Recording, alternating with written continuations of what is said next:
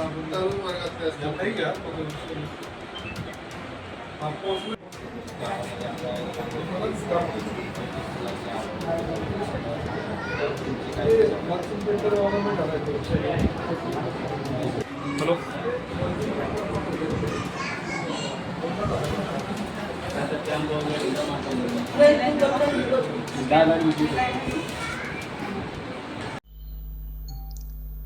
या जळगाव पोलिसांतर्फे असे देखील आवाहन करण्यात येत आहे की आपण संवाद ठेवणं अत्यंत आवश्यक आहे. आपल्याकडे वेळीच संवाद आपण जर ठेवला तर अतिशय मोठ्या प्रसंगाला देखील आपण चांगलं तोंड देऊ शकतो. आपण हल्ली बघितलं असेल की सोशल मीडियावर देखील अनेक वेळेला पियर प्रेशर डेव्हलप केलं जातं, आपल्या स्वतःची तुलना देखील केली जाते. तर ते देखील आवाहन आम्ही करत आहोत की अशी कोणतीही तुलना आपण करू नये. स्वतःला ओळखून आपण आपलं जीवन घटित केलं तर आत्महत्यांचं प्रमाण नक्कीच आपण कमी करू शकतो. तसं महिलांचं प्रमाण खूप कमी आहे पुरुषांच्या तुलनेमध्ये. पुरुषांच्या आत्महत्या पाठीमागील काय कारण आहेत आणि महिलांच्या आत्महत्या होतात तर त्याची काही कारणं समोर आलीत का? पुरुषांचं जसं मी आधी सांगितलं की सगळ्यात मोठं कारण आहे दारूचं व्यसन, नैराश्य, कर्जबाजारीपणा, आजारपणं, लग्न न जमणं.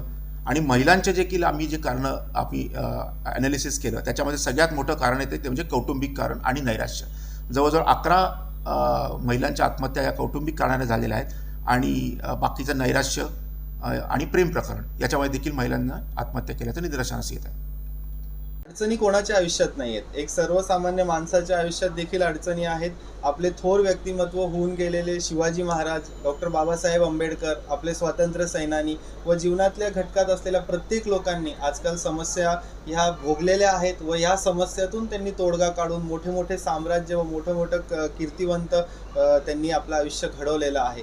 तर आपण ह्या आत्महत्येचा मार्ग न स्वीकारता आपण आपल्या जीवनात काहीतरी नवीन करण्याचा किंवा ह्या देखील तोडग्यातून बाहेर येण्याचा आपण एक धैर्य धरला पाहिजे. आणि याच्यामध्ये कधीही आपल्याला कोणाचीही मदत लागली तर आमच्यासारखे तज्ज्ञ सायकॅट्रिस्ट, त्याच्यानंतर तज्ज्ञ डॉक्टर जे आहेत किंवा आपल्या समाजात असलेले बरेच असे घटक आहेत जसं टेलिमानस आहेत किंवा बरेच NGO आहेत, त्यांचा आपण मदत घ्यावी व त्यांच्याकडून नैराश्यातून बाहेर येण्याचं व आत्महत्येचा मार्ग न निवडता जीवनाचा मार्ग निवडा, एक पॉझिटिव्ह मार्ग निवडा आणि आपण समाजाला काहीतरी दायित्व आहोत याचा मार्ग आपण निवडला पाहिजे.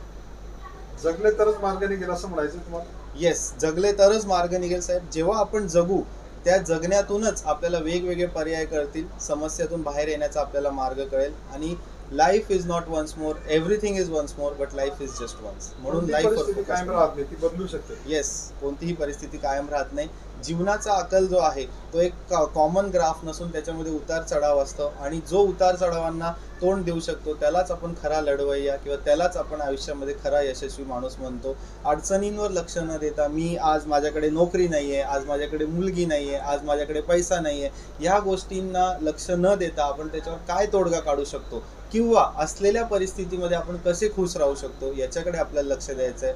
आत्महत्या हा मार्ग नाही आहे, जीवन हाच एक मार्ग आहे आणि जीवनातूनच आपण पुढे आयुष्याला एक नवी प्रगती देऊ शकतो. आपलं नाव? माझं नाव doctor Aniruddha Salunke, MBBS MD psychiatrist. मी परमनंट आणि प्रोग्राम ऑफिसर आहे जिल्हा रुग्णालय जळगाव.